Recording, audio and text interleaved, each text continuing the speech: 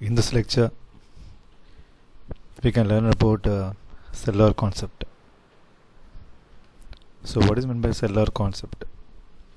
So, again, wireless communication, cellular concept is one important area where we need to understand how the cellular architecture is formed and also the way how they are actually allocating the cells in a big cellular geographical area, and also how they are implementing the service and how each cell are actually engaged in a data communication. So these all things we can able to understand through the cellular concept. So as we know that in wireless communication we need transmitters and we need receivers, and also we know that we need to use always high power transmitters to transmit the data from one place to another. That is one important thing which we consider here. But in certain areas, certain circumstances, when we observe, the geographical area is very linear or different. Maybe a small area, maybe a edge excited part of the cell. So in this scenario, always we cannot able to allocate high power transmitters. So what we do here, we will create first a good cellular architecture, and thereafter we will allocate the transmission of the signals by deploying the antennas, and whereby all the customers in the network can able to avail the communication. So keeping this in the mind, we can go for the cellular concept. That is, the cellular concept is a system level idea which calls a single high power transmitter for replacing with many low power transmitters. So instead of going for one single large cell and utilizing the high power transmitter, here what we do, we go for low power transmitters by forming small cells. So here the coverage will be good, and also even a small portion of the cell will be attaining the good service. So the cellular concept has become a breakthrough while deploying and implementing the wireless communication concept. So here the main thing is spectral congestion and also the user capacity. We know that when more number of users are there in a cell region, then automatically congestion will happen. So when congestion get increased, then automatically we cannot able to maintain the system capacity, that is a channel usage capacity. So we need to form a architecture, well defined architecture, so that a group of cells we can able to utilize in one area, and also the same set of frequencies we can able to utilize in another area. So here each base station is allocated a portion of the total number of channels. So that is a simple thing which we need to know basically. And also the nearby base stations are assigned a different group of channels. So this way, if you allocate the channels, then automatically we can able to prevent interference. So the interference between the base stations can be minimized a lot. And in the same concept, we go for telling about the frequency reusing scenario. What is meant by the frequency reuse? So first of all, if you want to construct a well-defined cellular architecture, you can, if you want to form a cellular architecture, then you need to go for allocating the channel with the frequency usage in the way that same radio frequencies, okay, in one area that can be utilized in another area with proper maintaining the distance, and also we can able to get minimum interference. Then overall we can able to establish a good communication. So the frequency reuse concept enable us to improve the spectral efficiency and also signal quality. And also here when we go on telling about more in the way to about the frequency reuse concept, A lot of things we can able to understand here, because the total available spectrum, that is the total bandwidth, will be divided into number of subbands and can be used in various cellular regions. So in this way we can able to increase the signal quality.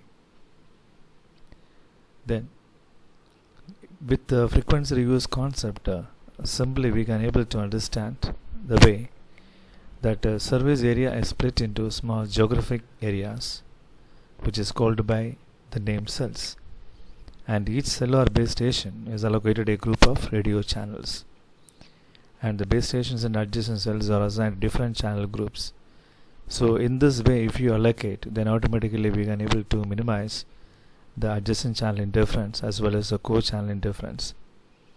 So we have a good definition for frequency reuse, otherwise called as frequency planning. That is the design process of selecting and allocating channel groups for all of the cellular base stations within a system is called frequency reuse. So in which way we select the radio bands, and which way we allocate that to the cellular locations, and in that way we can able to plan very well and utilize the frequency. So here, when you come to the say about the cellular structure and the diagram schematic way, we found that hexagon is the cell shape we have. So why we go for the hexagonal shape? Because with the hexagon we can able to give good coverage even to the small locations, corner regions, and every area we can able to have maintain a good channel usage, and overall signal power will be maintained without loss of the spectrum. So here, instead of any other shape like triangular or circular, we prefer here go for this hexagonal shape. And also in the center locations we can able to utilize the omnidirectional antennas. So here you can find the cell shape can be square, the cell shape can be taken as a triangle, but here we prefer the hexagonal shape. Why? That is in this part we can able to provide a good coverage in all areas, not only the center location but also in the edge excited parts we can able to provide a good coverage. So excitation modes or patterns are available. One is called center excited cell, one is called edge excited cell. In the center excited cell we found that the base station antenna will be kept at the center of the cell, and where we use omnidirectional antennas. In the edge excited cell we use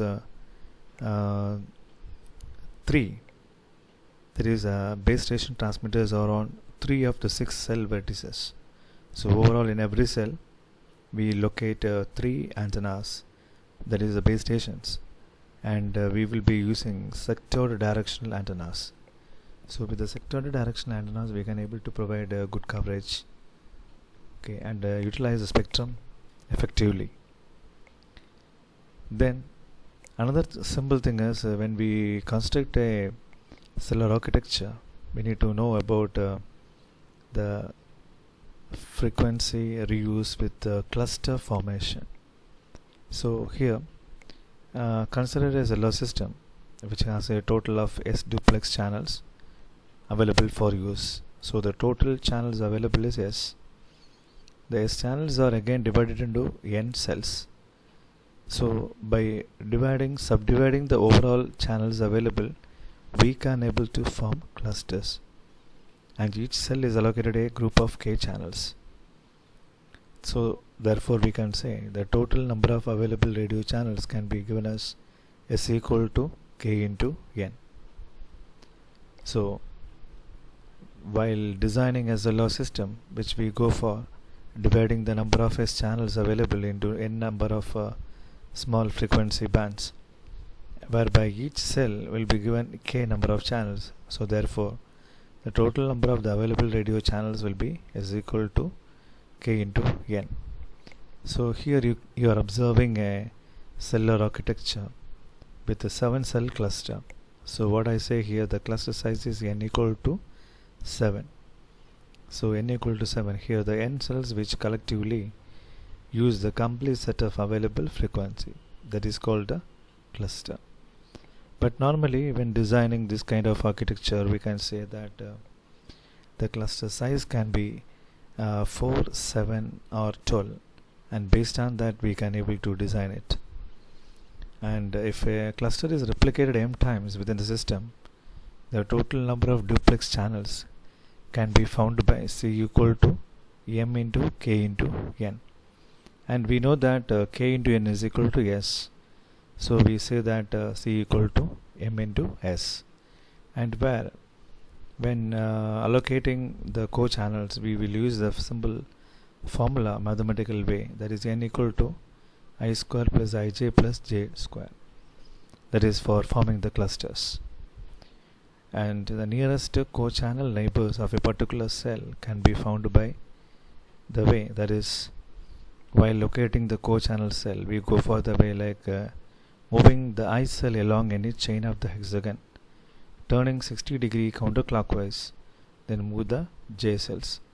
So based on the value for I and j, we can able to fix the co-channel cell in a cellular system.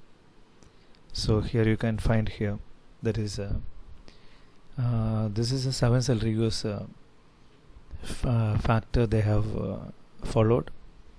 So here this one cluster, this one cluster, this is another cluster, and they are now utilizing the term, that is I equal to 2 and j equal to 1. So what is the thing now, when we start from here, this is one set of frequency, and the same set of frequency we are utilizing in another clusters here, here and here. What they are following is I. So I means they are vertically, we need to move 2 steps, so I equal to 2. So 1 and 2. Then turn counterclockwise, and the value for j equal to 1. So left side here comes 60 degree, so j equal to 1. So in this way, everywhere we can able to locate the co-channels so that we can able to prevent the interference. So this is a format normally followed in every cellular system while we allocate the channels to the geographical area. That's all for now. Okay.